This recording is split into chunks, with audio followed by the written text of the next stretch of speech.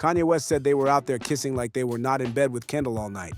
Those words, that specific accusation, dropped into the internet like a match into gasoline, because Kanye is not talking about a rumor he heard. He is talking about something he says was confirmed to him directly by someone inside Kim's own camp. And he is talking about Lewis Hamilton, the man currently photographed next to his ex-wife at the Super Bowl. The man he once confronted years ago for allegedly making moves on Kim while she and Kanye were still together. The man who apparently denied it and made Kanye look paranoid. Until now. Kanye says he feels vindicated in the specific way he is moving, not the public meltdown the internet expected. No tweets, no Instagram rampage, is what makes this more unsettling than any of his previous explosions. Then they're all out there and kissing and stuff like they was not in bed screwing with Kendall all night. Get out of my face. He is being quiet, deliberate, letting the information travel without attaching his name to every step of it. And the information that is traveling is that Lewis Hamilton has not just been with Kim. He has allegedly been with both sisters at the same time. This is where the story stops being celebrity gossip and starts being something the Kardashian family is going to have significant difficulty managing. To understand why Kanye's reaction carries the specific weight it does, you have to understand the history he is claiming underneath the current situation. He is not describing Kim and Lewis as a new development that blindsided him.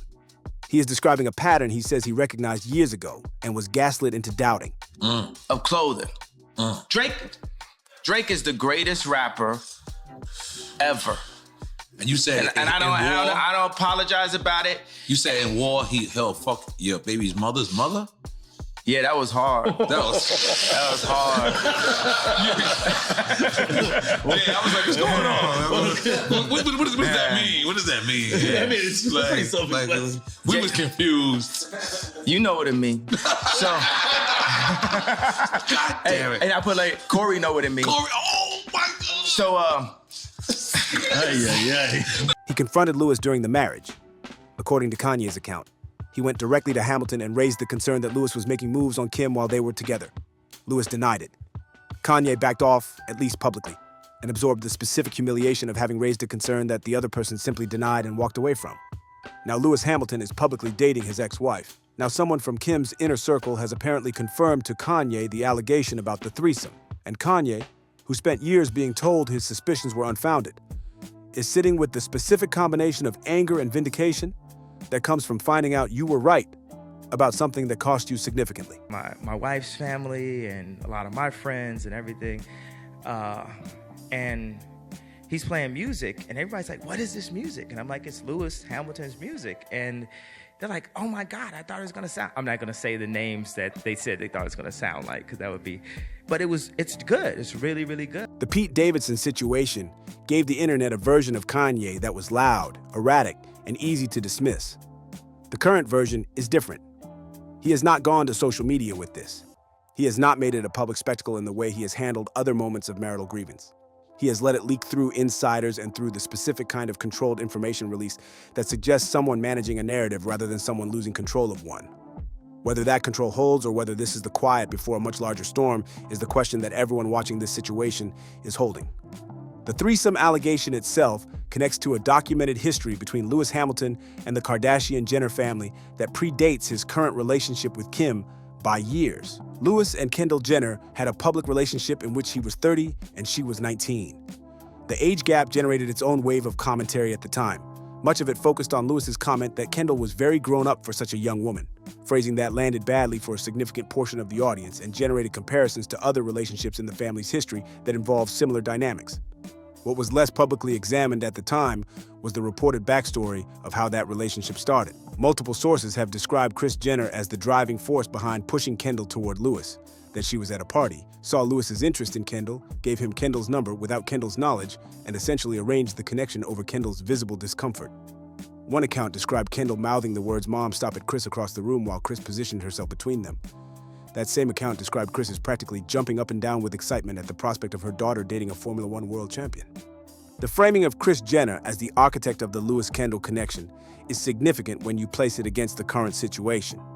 Because if Kris was that invested in Lewis as a match for one daughter, and if the family's documented pattern of recycling romantic partners across sisters is as established as it appears to be, then the question of whether Kris is aware of and endorsing Kim and Lewis's current relationship, and whether she has been aware of whatever else is alleged to have happened between Lewis and the sisters, becomes a much more loaded question than it might otherwise be. Blind items have been circulating that appear to reference this situation in terms specific enough to be meaningful.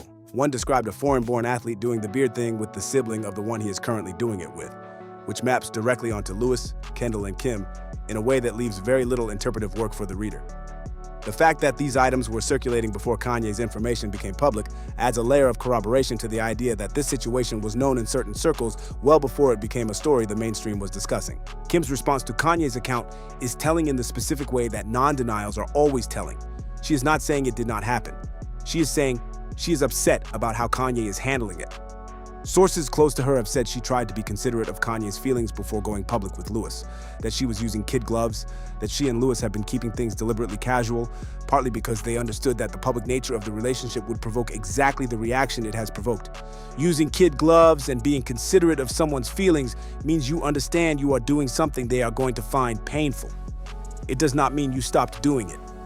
And the specific framing of the allegation, that Kim's camp considers the threesome an extension of keeping things casual and not a big deal given the casual nature of her arrangement with Lewis, is the kind of detail that creates more questions than it answers.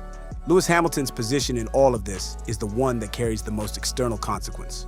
He is one of the most decorated athletes in the history of Formula One.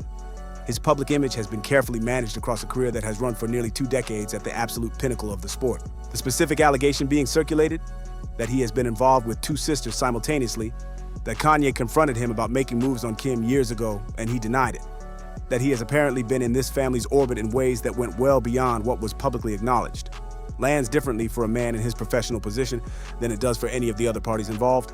He has said nothing publicly. The friends with benefits framing that sources close to Kim have used to describe the current relationship gives him an exit ramp from any expectation of commitment or formal acknowledgement. But the broader allegations about the history between him and the sisters, and the specific detail of Kanye claiming someone confirmed the threesome from inside Kim's camp, are not things that the casual relationship framing neutralizes. The Kardashian family's history with recycled partners is not a new conversation, but the Lewis situation brings it into a specific focus that is harder to dismiss as coincidence or the natural consequence of a tight social circle. Kim has been connected to Odell Beckham Jr. after his relationship with Khloe.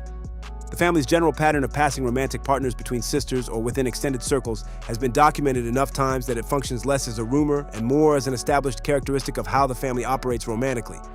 Kanye knows this history. He was inside this family for years. He saw things, heard things, understood things about how the Kardashian-Jenner romantic ecosystem operates that most people on the outside only understand through the filtered version the family chooses to present publicly. His current posture, calm, deliberate, letting specific information out through specific channels, suggests someone who has been accumulating a picture for years and has finally decided that the current circumstances justify releasing parts of it. The Pete Davidson response was chaos. This is something else. And the difference between those 2 modes tells you something about how seriously Kanye is taking this specific situation versus how he handled previous moments of grievance. Pete Davidson was a public spectacle that the internet could process as celebrity drama. Lewis Hamilton is a different category of figure, and the specific nature of what Kanye is alleging, the years-long pattern, the confrontation that was denied, the sister, the threesome, is a different category of allegation. What makes the Kendall dimension particularly significant is what it means for the internal family dynamic. Kim and Kendall are sisters. Whatever happened or did not happen involves a level of family entanglement that goes well beyond the typical recycled ex dynamic that the Kardashians have navigated before. If the allegation is accurate, it means the family has been aware of a situation involving Lewis, both sisters, and whatever the full extent of that involvement was, and has been managing that awareness quietly while presenting a public image of sisterly solidarity and careful romantic discretion. Kris Jenner's alleged role in facilitating the original Lewis-Kendall connection, if accurate, places her at the origin point of a chain of events that has now produced the most explosive allegation this family has faced in years. The woman who reportedly pushed Kendall toward Lewis at a party, who gave him her daughter's number, who was described as excited by the prospect of that match. That same woman is now presiding over a situation in which Lewis is publicly connected to a second daughter, while the allegation of a threesome between him and both sisters is circulating through the media. The pattern does not explain itself, but it does demand explanation. And the explanation is not going to come from Kim's careful non-denial, or Lewis's silence, or the blind items that have been circulating in code for years. It is going to come, eventually, from someone inside this situation, deciding that the cost of keeping it contained has exceeded the cost of saying what they know. Kanye may be that person. He has less to protect now than he did during the marriage. No partnership to preserve, no family unit to maintain, no incentive to absorb information quietly, because absorbing it serves the relationship. He is outside the circle. He is watching from there. And he says someone from inside the circle confirmed what he suspected. Whether he is right, whether his vindication is real, or whether this is another chapter in a years-long pattern of grievance being dressed up as revelation, those questions will get answered as the information continues to move. What is already answered is that this is not going away. Kim is not denying it. Lewis is not engaging with it. Kris Jenner has said nothing. And Kanye, for the first time in a long time, is being quiet in a way that suggests he believes the story is better served by letting it breathe than by making himself its loudest voice. That specific restraint is what makes this particular moment feel different from everything that came before it. The internet has spent years developing a specific relationship with Kanye's public behavior that functions as a credibility filter applied to everything he says. The outbursts, the social media campaigns, the Pete Davidson era, all of that has created a default skepticism that activates whenever his name is attached to an allegation. The assumption is that Kanye is processing grief loudly, that his claims are products of his emotional state rather than his knowledge, that the vindication he describes is something he is feeling rather than something the facts support. That filter is going to be applied to this situation the same way it has been applied to everything else. And it may be the correct filter. Kanye's track record of accuracy on matters involving Kim's personal life is mixed at best. He has been right about some things and wildly wrong or unfair about others. And the audience has learned to hold everything he says with a significant amount of distance until something external either confirms or refutes it. What is different here is the external corroboration. The blind items predating his account. The way Kim's camp responded with upset about his behavior rather than denial of the substance. The documented history of Lewis and Kendall that exists in the public record and provides a factual foundation underneath the allegation. The Kris Jenner dynamic and her reported enthusiasm for the Lewis-Kendall connection. None of those things prove the threesome allegation. But they collectively create a context in which the allegation sits more comfortably than it would if it were floating in isolation. The family has managed more damaging stories than this one and emerged with their brand intact. They are extremely good at absorbing controversy, letting it run its cycle, and returning to a public posture that treats the previous controversy as resolved without ever fully addressing it. The Kanye allegation will be managed the same way, through silence, through time, through the natural tendency of the media cycle to move on to the next thing before the current thing is fully examined. What prevents that management from fully working this time is Kanye's specific knowledge of this family's interior. He was inside it. He was in the rooms, at the dinners, in the private conversations that the rest of the world never sees. Whatever he knows about how this family operates romantically and personally is not based on blind items or Instagram inference. It is based on years of firsthand observation. And the specific nature of his current claim, that he confronted Lewis during the marriage, was denied and has now been confirmed by someone inside Kim's camp, is a claim that points to sources rather than speculation. Whether those sources are real, whether the confirmation he describes is what he says it is, whether the whole account survives contact with whatever Kim eventually chooses to say about it, those questions are all open. But the specific way Kanye is moving right now, the deliberate calm of it, the absence of the self-destructive noise that has typically accompanied his public grievances, suggests he believes he is on solid ground, that he is not performing vindication but actually experiencing it, and that what comes next from him is going to be shaped by how Kim and Lewis choose to respond, or choose not to. The silence from both of them is the loudest thing in this story right now. And silence, in a situation where the allegation is this specific and this sourced, is a choice with consequences. There is a version of this story that ends quietly, where the allegation circulates for a few weeks, generates significant online discussion, and then gets absorbed into the broader mythology of Kardashian drama without anyone ever formally addressing it. Kim and Lewis keep their arrangement casual and undefined, which gives both of them maximum deniability about the nature of what they are doing. Kanye moves on to the next thing. Kendall says nothing because she has never confirmed anything about her personal life in any format that would invite this kind of scrutiny. Kris Jenner does what Kris Jenner always does and manages from a position of strategic invisibility until the moment the next story arrives. That version is possible. It has happened before with allegations against this family that seemed too explosive to survive and then somehow did. But there is another version, the one where Kanye, who has been described as having nothing left to protect in this situation, decides that the information he has is too significant to release in fragments and drops it in full. Where the person inside Kim's camp, who allegedly confirmed the threesome, becomes a source for someone with more journalistic infrastructure than Kanye's information management operation. Where Lewis Hamilton's careful silence begins to cost him enough in professional and reputational terms that engaging becomes less expensive than continuing to say nothing. That version is also possible. And the specific energy Kanye is bringing to this, controlled, deliberate, sourced to confirmations from inside Kim's circle, suggests he may be building towards something rather than simply releasing what he already has. The audience watching this in real time is doing something interesting. They are not simply picking sides between Kanye and Kim the way the earlier chapters of their public conflict generated. They are asking a more specific question: whether the pattern of behavior the allegation describes is consistent with what they already understand about how this family operates. And for a significant portion of people who have followed the Kardashians across 15+ years of reality television, documentary content, and social media, the answer they are landing on is that nothing being alleged is particularly surprising given the documented history. That is the real damage. Not the specific allegation, but the framework it fits into. When an allegation lands, and the audience's first response is that it makes sense given what we already know about these people, that is a different kind of problem than an allegation that lands as shocking and out of character. The Kardashians have spent years making their family's romantic entanglements a feature of their content. The consequence of that transparency is that when something like this allegation emerges, the audience has enough reference points to evaluate its plausibility without needing it to be proven. Kanye is counting on exactly that. He knows the audience.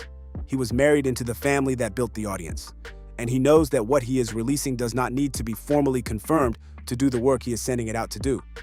It just needs to be specific enough and sourced enough that dismissing it requires more effort than the people it implicates are currently willing to put in. Kim's non-denial is giving it exactly the space it needs to breathe. Lewis Hamilton's silence is doing the same. And Kanye, for the first time in years, is being the quietest person in a room he just set on fire. The family has a decision to make.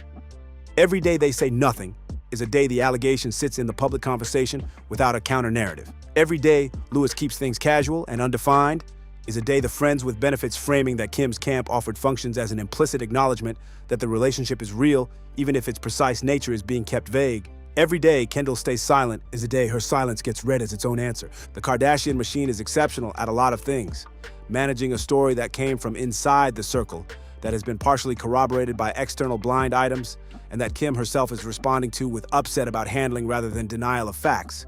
That is a different test than what the machine was built to handle. The PR operation is designed to get ahead of stories.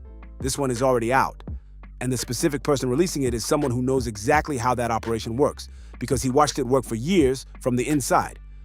Kanye said they were kissing like they were not in bed with Kendall all night. He said it with the specific casualness of someone describing something they know to be true. And until Kim, Lewis, or Kendall gives the world a reason to read it differently, they are going to keep being measured against that statement and the silence they have offered in response to it. So here is where this lands. Kanye says Lewis Hamilton has been in bed with both Kim and Kendall, that he confronted Lewis about this years ago, was denied and gaslit, and has now had the allegation confirmed by someone inside Kim's own camp. Kim is not denying it. She is upset about how Kanye is handling it. Lewis is keeping things casual and saying nothing. And Kris Jenner, who reportedly pushed Kendall toward Lewis in the first place, is somewhere in the background of all of it, in ways that have not yet been fully accounted for. Do you think Kanye's restraint in how he is releasing this information makes it more credible? Or is this still the same pattern of grievance dressed up differently? And does Kim's non-denial tell you more than an actual denial would have? Drop everything you are thinking in the comments, because this family has never faced an allegation quite like this one, and the conversation is just beginning. Hit that like and subscribe, because this story has not reached its loudest chapter yet. And when it does, we are going to be here for all of it.